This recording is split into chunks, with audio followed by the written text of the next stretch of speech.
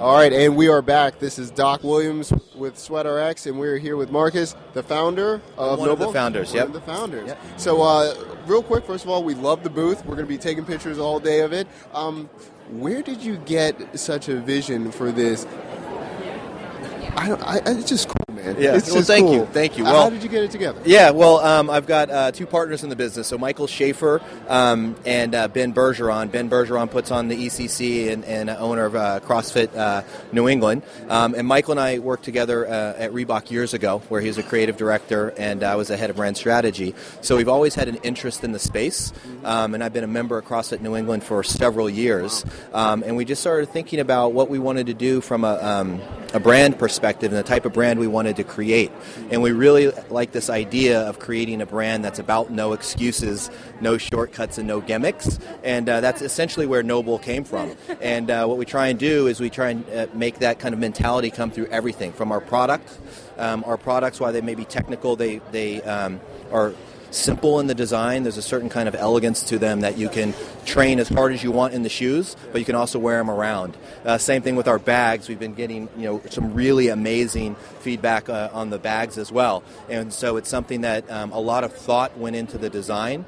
Michael designs all of our product, and he's an amazing designer and has done a lot of really incredible things. So everything from the footwear, the bags, to the brand and the stories that we tell through all of these things. And so it's been a lot of fun. We've been really, really fortunate how well it's been received. We think within the broader CrossFit community, the mentality of the brand around no excuses, and we go as far as saying if you believe gimmicks in your shoes make you a better athlete, Noble's not for you. You got to put in the time, you got to put in the work. And if you do, you'll have success. And that's what we're all about. And so we just try and bring it to life every day. Now, how long has this brand existed?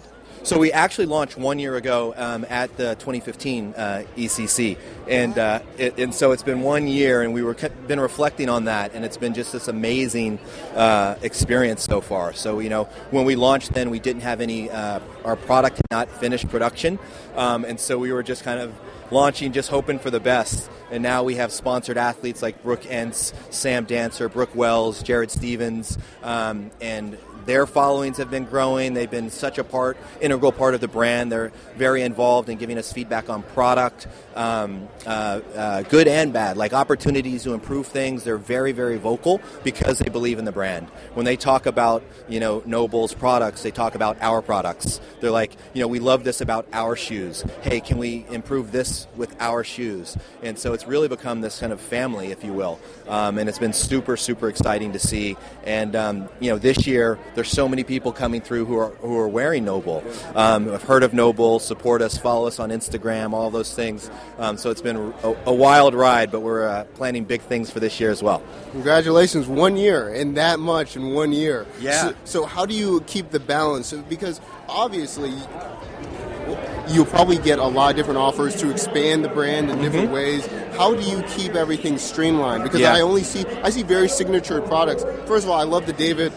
Thank you. Shirt. Thank you. How do you keep on message with all of this rapid expansion? Yeah, it's tough. It's like we have a saying internally about drowning in opportunity, and we're being very careful about that, and we want to make sure that we're kind of expanding thoughtfully and strategically. But to your point about David, not Goliath, it's like there's a reason there are not a lot of footwear brands out there. It's really hard to launch one, and so for us, we're kind of entering this world of billion-dollar brands, and we don't have the marketing budgets that they do. So we just have to be very thoughtful and be very kind of, use what we have and take advantage of it and try and turn those things into strengths. And so that's what we've been all about. That's excellent. Now, where are you guys based out? We're actually based here in Boston, just south of Boston. Oh, really? Yeah, so this is a home event for us. Excellent. And where do you see, well, you mentioned how the athletes are very vocal, they take it to heart. What kind of improvements you heard, and then you're like, oh, we corrected it, and then you saw an instant change or improvement? Well, one of the things, and we've got some special projects we're working on right now where we took the athletes through it, but it's one of the things where we'll give them product and say, beat it up. Like, find ways to find things to improve. Like, don't hold back. And each one of them's very open to it. Because at first it was, they looked at the shoes and like, you guys created these things, so they didn't, were worried about hurting our feelings. But that went away real quick when they realized, hey, tell us now. This is going to be super helpful to improving it. And so those are some of the things like, Sam Dancer, clean and jerk 365 yesterday in some of the Noble trainers. And so those are the types of things. They put unusual amounts of stress and pressure on the product. And so we know right away if it works for them, it's going to work for people. Interestingly enough, we met both Sam and Brooke last year at this event. And when we met Sam, we just had some initial prototypes that we gave him for feedback. And, he called us and gave us some very thoughtful feedback on it and saying, hey, here are the things that I love about the product. Here are areas where I really think that it can be improved. And those are things that we integrated into what we're doing. And, it's interesting in talking with Sam this time. He's like, over the course of the year, when he got involved because he believed we could be, the best at what we're doing. And he's like, working with you guys over the course of the year, the way that you take feedback, the way you work on constantly improving product, he's like, I'm really proud to be a part of this because I do think that you guys are the best at what you're doing.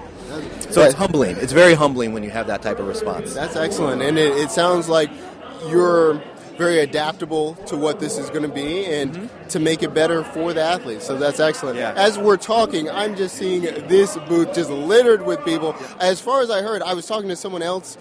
They were like, man, I was trying to get them. They said it's 3 weeks.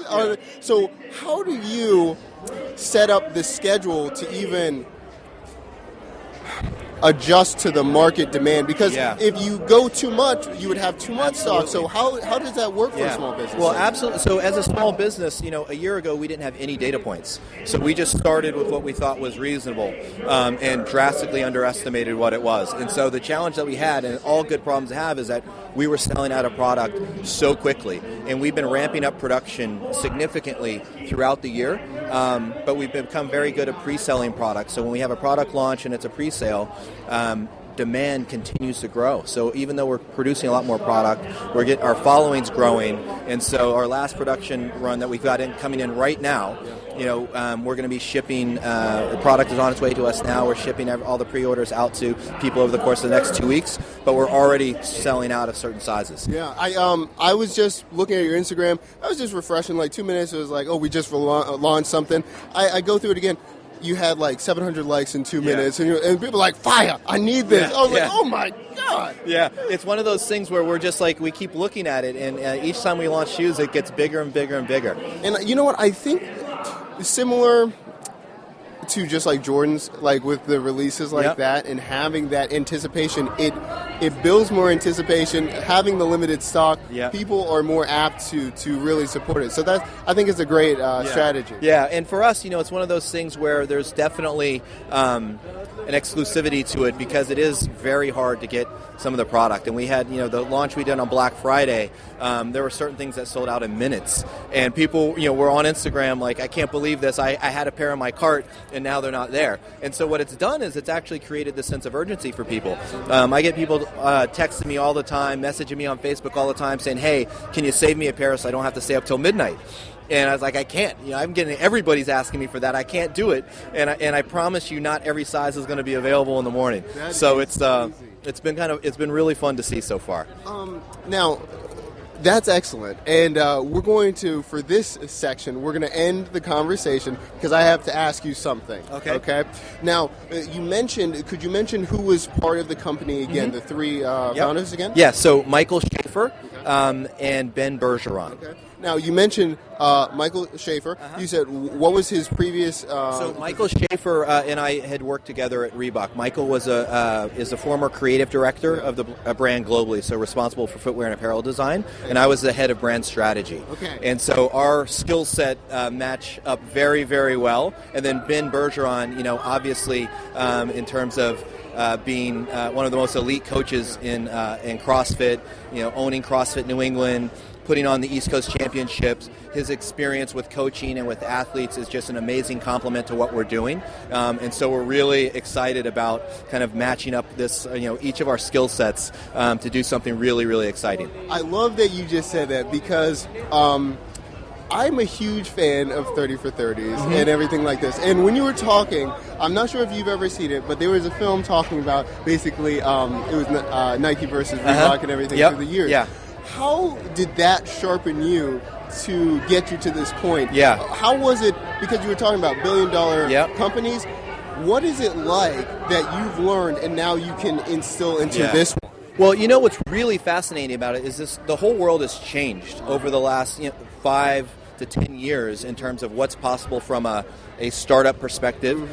So we had certainly the skill set of creating products, but what has changed so much is social media and connecting with consumers. And so one of the things is, I've been a member at CrossFit New England since 2010, and was just very into CrossFit. And had worked closely, with Ben at the gym and all these things. And so it was one of the things where it's a community that we know very, very well, that inspires us, and that we've been able to connect with, I think, for those reasons. And it's also a community that believes in the underdog, and hence the David, not Goliath. And so there are a lot of people who are following us who just really are excited to see a new brand, and to see a new brand that's doing well. There have been so many people that try on the shoes and are literally say, wow. And it's like, why are you surprised? And they're like, well, I just heard about you guys, and your shoes are really great. I didn't think that a new startup could make great products. And so it's been one of those things that's been amazing. And the other thing that's really interesting, so when you think about the big brands and with us in the community, is, it's a community that embraces, everyone, right? So you go to the games and you see, someone winning a heat. As soon as they're done, they're cheering on their competitor. So Brooke Entz is cheering on Brooke Wells, and vice versa. One, because they're friends, and two, they want to see each other do well. Same thing on the men's side. And so it's this really, really amazing thing. And it's like, we used to work at Reebok. We've got great friends at Reebok.